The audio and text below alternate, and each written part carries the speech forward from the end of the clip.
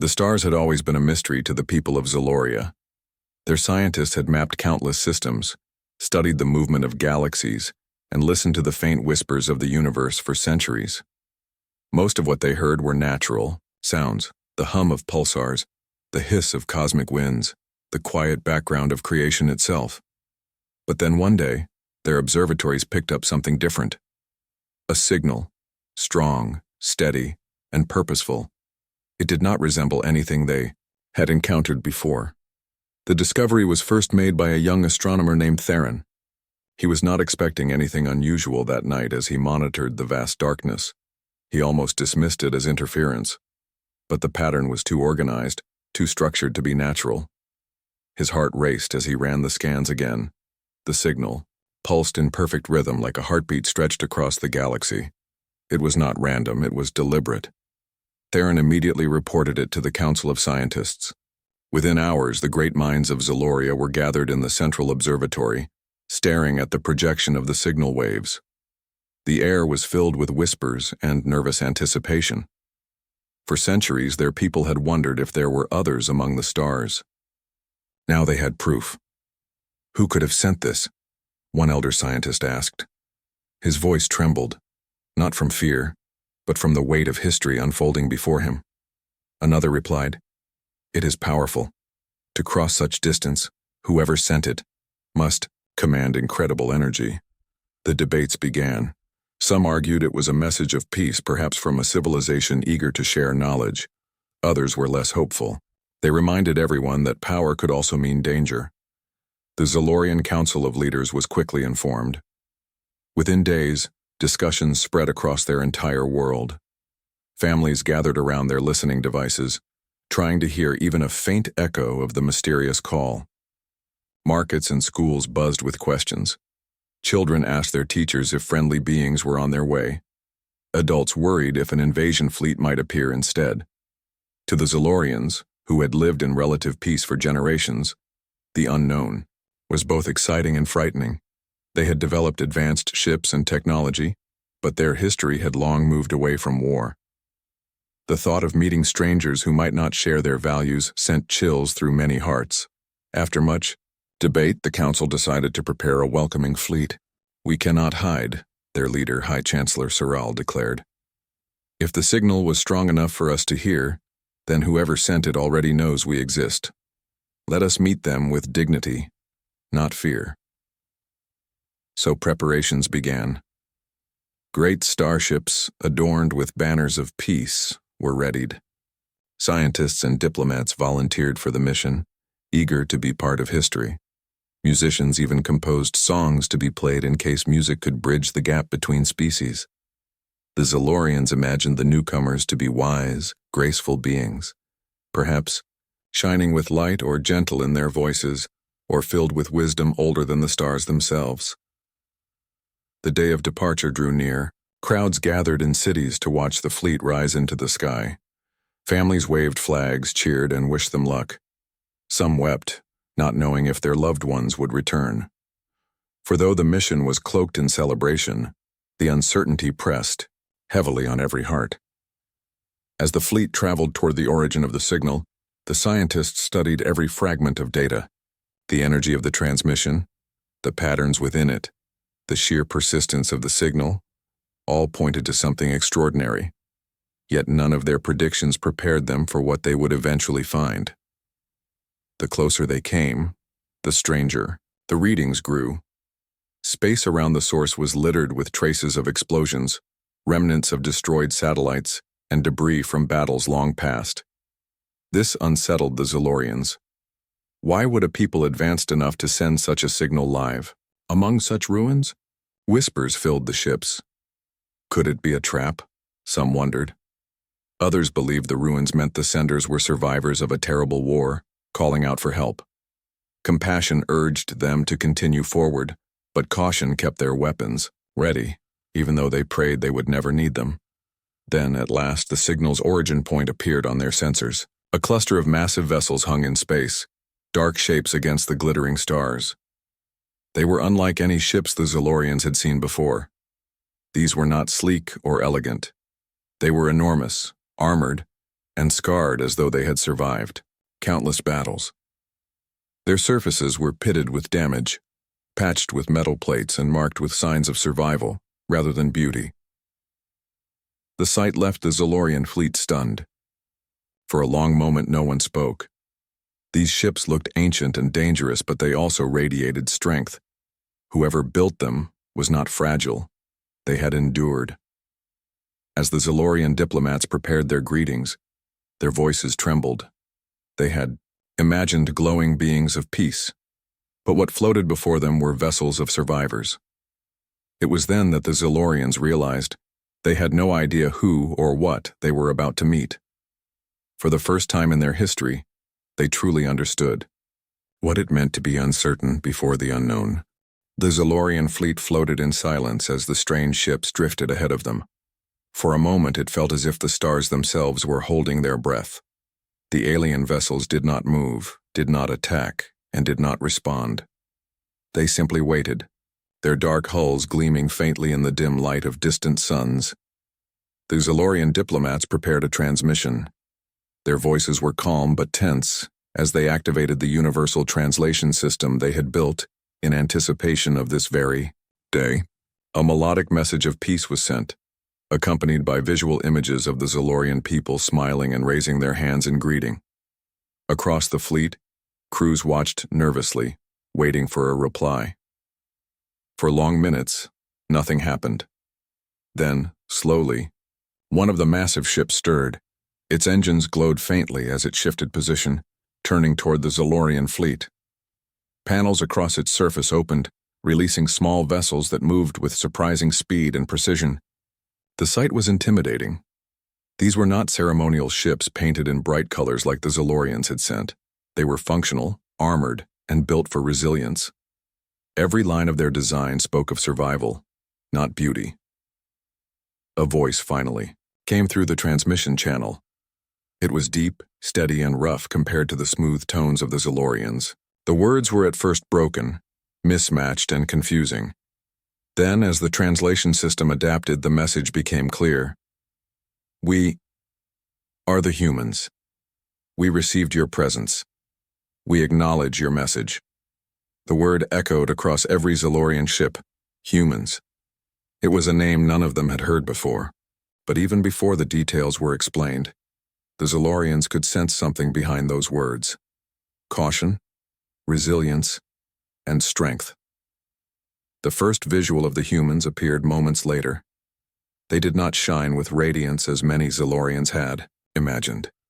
They looked rugged, their faces marked with lines of endurance, their bodies covered in protective suits, their eyes sharp and alert. These were not fragile beings. They carried the weight of their world upon them. The Zolorian crews whispered among themselves. They look strong, so different from us. They are not what we expected. The humans introduced themselves. Simply, they spoke of their homeworld, Earth, a place of storms, shifting climates, and powerful predators, a planet where life survived only by adapting to constant danger. The Zolorians listened in awe as the humans described how they had endured countless hardships, from freezing winters to scorching deserts, from deep oceans to towering mountains. Every word painted a picture of a species that had not only survived their world, but had risen above it. The Zolorians began to understand. These ships that looked scarred and patched were not a sign of weakness. They were evidence of survival. The humans were builders, fighters, and explorers who had learned never to give up. Despite the initial tension, the humans showed no signs of hostility. They spoke directly without flowery language, and with a seriousness that carried weight. They did not present songs or symbols of peace, but they offered knowledge, exchange, and an open hand of cautious friendship. Still, unease lingered. The Zolorian diplomats struggled to find common ground. They tried to explain their history of peace and harmony, but the humans' expressions remained unreadable. The differences between the two civilizations were vast. Where the Zolorians had flourished in stability, the humans had thrived in chaos. Where the Zolorians valued elegance and diplomacy, the humans respected resilience and practicality. One moment of misunderstanding nearly shattered the fragile connection. A Zalorian leader, in an attempt to compliment the humans, remarked that they seemed unrefined compared to the advanced races the Zalorians had once imagined. The humans did not smile. They remained silent for a long moment before answering. "Refinement is not survival. Strength is." The words sent a shiver through the Zalorian delegation. It was not said as a threat, but as a truth forged from centuries of struggle. Over the following days, the two fleets remained near one another, exchanging cautious messages. The Zalorians began to learn more about the humans, their families, their societies, their endless drive to push into the unknown. They listened to stories of exploration across dangerous lands, of climbing mountains so tall that air itself thinned, of sailing seas that could swallow ships whole, of facing enemies far stronger, yet still refusing to fall. The more the Zalorians listened, the more they realized that humans were not simply survivors of a harsh world. They were dreamers, too. Their desire to reach the stars was not only for safety, but for discovery, for curiosity, for hope.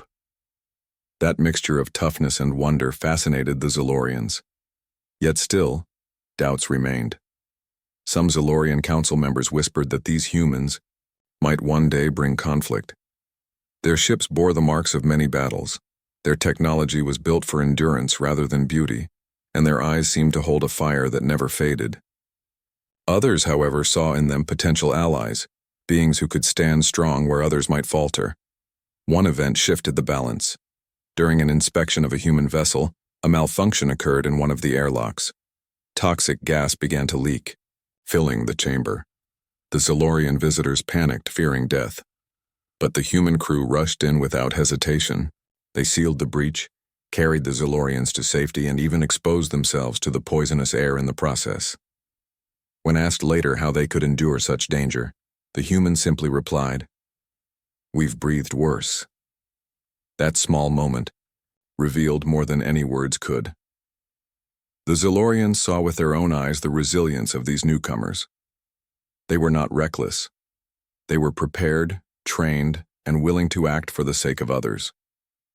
As the fleets prepared to part ways temporarily, a quiet respect began to grow. The Zalorians still did not fully understand these humans, but they no longer saw them as mere strangers. They were something more, something different, something powerful. The word spread across the fleet, whispered from ship to ship. Deathworlders. That is what they are. Born from a world that tried to destroy them, yet they rose stronger than ever. The meeting ended not with celebration, but with thoughtfulness. The Zalorians returned to their homeworld with stories of a species unlike any they had imagined. The humans remained in the shadows of space, watchful, cautious, but willing to step forward when needed. And though questions remained unanswered, one truth became clear. The galaxy had just met a people forged by survival, a people who carried the spirit of their dangerous world into the stars.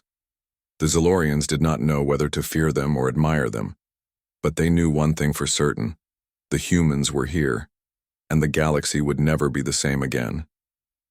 The first meeting between the Zalorians and the humans had ended with caution, but also with curiosity.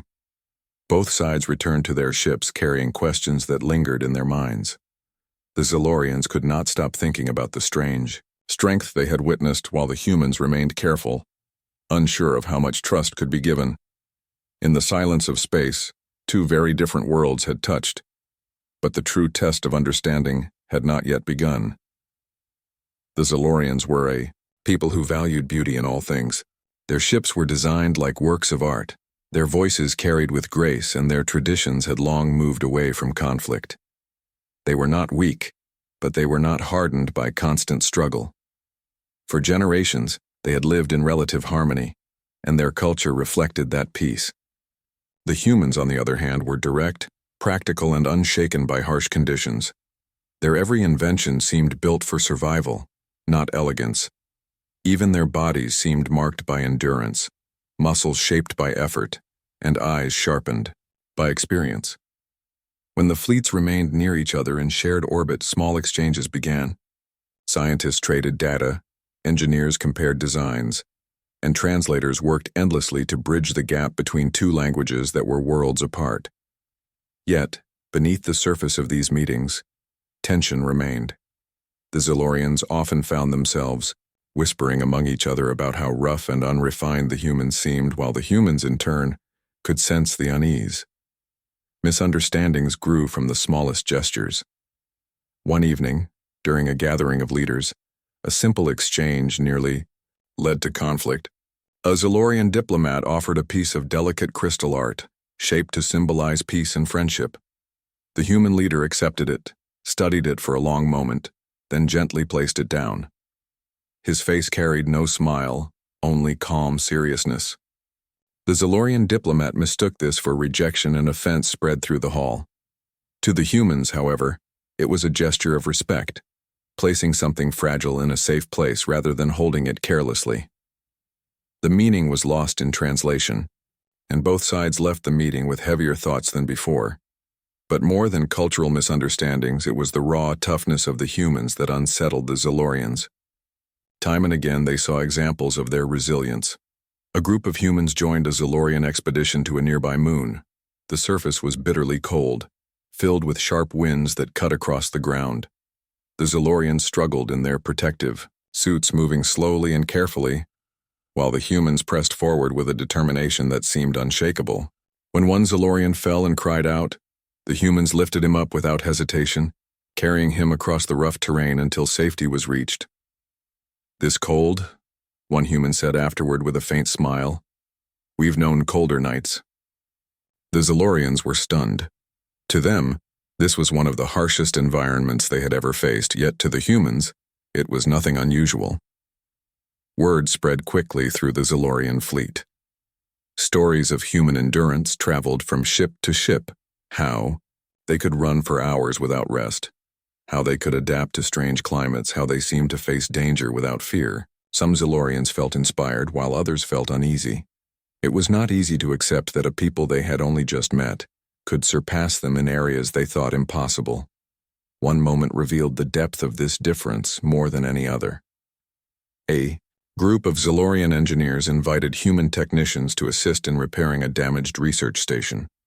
The atmosphere of the station had become unstable, filled with thin, toxic air that made breathing difficult. The Zilorians wore advanced breathing devices, carefully monitoring every breath. The humans, however, entered with minimal equipment, coughing once or twice but continuing to work without pause. When asked later how they could bear it, one of them shrugged and said, "It's not comfortable, but we've lived through worse." The Zilorians looked at them in disbelief. To endure discomfort was one thing. To treat it as normal was something entirely different. These differences did not go unnoticed by the leaders of both sides. For the Zilorians, the humans represented a challenge to everything they believed about strength. For the humans, the Zilorians seemed fragile, perhaps even too delicate to survive the harsher realities of the galaxy. The question of trust hung between them like a shadow. Then, rumors began to spread. Some of the younger Zilorians whispered that the humans might not be peaceful explorers at all, but hardened warriors searching for new territory. "Look at their ships," they said. "Look at their scars. They have fought many battles. What if they see us not as friends, but as the next opponents?" Fear grew quietly, feeding on uncertainty. The humans sensed this fear. They did not deny their history of battles, for hiding it would serve no purpose. Instead, they explained that their wars were born from necessity, from survival, from a world that forced them to fight to protect what they valued. They spoke not with pride, but with honesty. "We are not here to conquer," one human captain said firmly. "We are here because the stars call us forward. But do not mistake us for being weak. We protect what we must." Those words carried weight. To some Zilorians, they sounded like a warning. To others, they sounded like a promise. The galaxy was filled with dangers, and perhaps such allies could prove more valuable than anyone had imagined. As days passed, the initial fear began to transform into something else. The Zilorians did not yet call it respect, but it was close. They began To see the humans not as wild or uncontrolled, but as people shaped by a homeworld so harsh that survival itself became an achievement. The humans had not chosen to be as they were. They had been forged by their environment. And from that forge, they had emerged with unbreakable will. Still, the whispers continued. Some Zalorians admired them, others feared them, and the humans themselves remained careful, aware that one wrong move could destroy the fragile bridge being built. The first meeting of two civilizations had started with signals in the void. Now it had grown into something deeper. A clash of worlds, not in war but in understanding. Both sides stood at the edge of something greater, knowing that their choices would shape what came next. The humans had shown their strength. The Zalorians had shown their curiosity. But whether these differences would create unity or division remained uncertain. And in the quiet of space, one thought echoed through the minds of the Zalorians. The humans were more than visitors. They were Deathworlders, born from a planet that tried to crush them, yet they had risen above it. The galaxy had never seen their kind before. The fragile understanding between the Zalorians and the humans was still forming when a crisis struck the region. It began quietly, with scattered reports of raiders on the outer edges of Zalorian space. At first, the Council dismissed them as minor trouble, nothing more than small bands of thieves preying on trade ships. But soon the attacks grew bolder. Merchant fleets were destroyed, stations left burning, and communication lines disrupted. The threat was no longer small, it was spreading like fire. The Zalorian fleet moved to protect their people, but the raiders were relentless. They were not ordinary thieves. Their ships were fast, their tactics unpredictable, and their numbers far greater than expected. The Zalorians, who had long lived in peace, found themselves struggling. Their ships, though beautiful and advanced, were not designed for constant battle. Each skirmish left them more exhausted, more uncertain. It was during one of these desperate moments that the humans stepped forward. They had been watching carefully, their scarred vessels remaining on the edges, never interfering. But when a Zalorian colony was surrounded and the fleet sent to protect it began to falter, the human commander sent a message. "We are going." And the Zalorians were startled. They had not asked for help. Some even feared what the humans would do.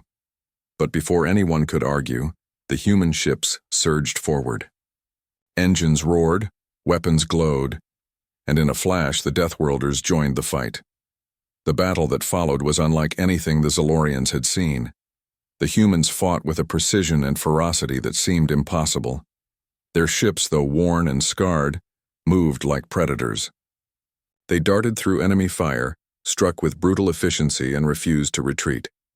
Where a Zalorian ship might have withdrawn to preserve itself, the humans pressed on, taking damage but adapting, repairing, and continuing without hesitation. On the ground, human soldiers landed to support the colony. The raiders had already begun their assault, but the humans fought with a determination that shook the enemy. They used strategies that turned the harsh environment to their advantage, setting traps, creating diversions, and striking with relentless force. Every move spoke of long experience. This was not their first time fighting against overwhelming odds. The Zalorian commanders watched in awe. They had expected the humans to be strong, but they had not imagined this level of skill. Even when the battle seemed impossible, the humans found a way forward. One Zalorian officer whispered almost to himself, "They do not know how to surrender." By the end of the battle, the raiders were in full retreat. The colony was saved, though. The land was scarred. The humans returned battered but unbroken, their ships carrying fresh wounds but standing tall. The Zalorians sent medical aid, offering gratitude and supplies, but the humans shook their heads with quiet smiles. "We'll manage," they said. "We always do." Word spread quickly across Zalorian space. The humans were no longer just strange visitors, they were saviors. Stories of their bravery traveled from world to world. People spoke of how they fought as if defeat was never an option, how they stood side by side with Zalorians without hesitation, and how they risked their lives for people they barely knew. But, more than strength, it was their spirit that left the deepest mark. During the darkest hours of the battle, When hope seemed lost, the humans never stopped moving forward. They refused despair. That refusal inspired the Zalorian soldiers, who found themselves pushing harder, fighting longer, and believing they could win because the humans believed it first. For the first time, the word Deathworlder was not spoken with fear. It was spoken with respect. The Zalorians began to realize that while these newcomers came from a dangerous planet, it was precisely that background that gave them the strength to stand when others might fall. The council met to discuss this new reality. Some still carried doubts, fearing that such powerful allies might one day turn against them, but many argued otherwise. They do not fight for conquest, one elder said. They fight for survival, and now they have fought for us. The humans themselves did not boast. They did not ask for reward or demand territory. They simply said, "We will stand with you if you stand with us." That simple statement carried more weight than any grand speech. It was a promise of partnership, built not on empty words but on actions. The galaxy was beginning to change, and everyone could feel it. The Deathworlders had stepped out of the shadows, and their presence was rewriting everything the Zalorians thought they knew about strength, about resilience, and about what it meant to survive. The aftermath of the battles left the Zalorians shaken but hopeful. They had faced danger, nearly fallen, and then witnessed the power of the humans. For weeks afterward, the stories spread like fire through every corner of their civilization. Children asked their parents if one day they too could be as strong as the humans. Soldiers whispered with pride that they had fought beside them. Leaders sat in long councils, weighing what this new alliance could mean for the future. When the human fleet returned to the Zalorian capital, they were no longer met with suspicion. Instead, they were welcomed as honored guests. Crowds gathered in the cities to see them arrive. For the first time, songs were sung not only for their own people, but for the visitors from the stars. It was a moment the Zalorians had never imagined. The strangers they had once feared were now embraced as allies. During the ceremonies, High Chancellor Siral addressed both peoples. "We once looked at you and saw the unknown," he said to the humans. "We did not understand your strength, your silence, your scars. But now we see clearly. You are not here to conquer. You are here to stand, just as you have always stood, against the hardships of the universe. And in standing with us, you have given us new courage." The human leader responded with words just as simple. "We are not perfect. We carry our past battles with us, and we are shaped by a world that is not kind. But we believe in moving forward. We believe in fighting for more than just ourselves. And now, we believe in fighting for you as well." These words cemented the bond. From that moment, the Zalorians no longer spoke of the humans as outsiders. They spoke of them as brothers, as partners, as a people who had walked through fire and come out stronger, and who now walked beside them. But the changes went deeper than speeches. The Zalorians began to learn from the humans. They studied their methods of survival, their ways of adapting to difficulty, and their strategies in battle. In turn, the humans learned from the Zalorians how to value beauty, how to build harmony, how to seek peace when war was not necessary. Slowly, both civilizations began to shape each other. Not everything was easy. There were disagreements, cultural clashes, and moments of doubt. But each time, both sides remembered the battles they had shared. Each time, they remembered that, when danger came, it was the Deathworlders who had refused to surrender, and the Zalorians who had stood with them. That memory was stronger than any argument. In time, new fleets were built, ships that carried the marks of both peoples. The sleek elegance of Zalorian design merged with the rugged strength of human engineering. These ships were not only powerful, but also beautiful, a symbol of two worlds joining together. Generations would later look back on that first meeting as a turning point in history. Scholars would write of how fear turned to respect, and respect turned to unity. Poets would speak of how the shadows of doubt gave way to the light of trust, and families would tell their children the story of the day the Deathworlders emerged from the stars, not as conquerors, but as allies. For the humans, it was another step in their endless journey. They had carried the lessons of Earth, the harsh, winds, the deep oceans, the unforgiving deserts, into the galaxy. Now those lessons had become a gift, shared with a people who had never known such hardships. For the Zolorians, it was the beginning of a new age, one where strength and beauty, survival and peace walked hand in hand. In the end, the signal that had once echoed through the void was no longer just a mystery. It was the beginning of a bond that would change both peoples forever. The Zolorians had called. The humans had answered. And together they had written a story the galaxy would never forget. And so the Deathworlders, once feared and misunderstood, found their place not in shadows but in the light of friendship among the stars.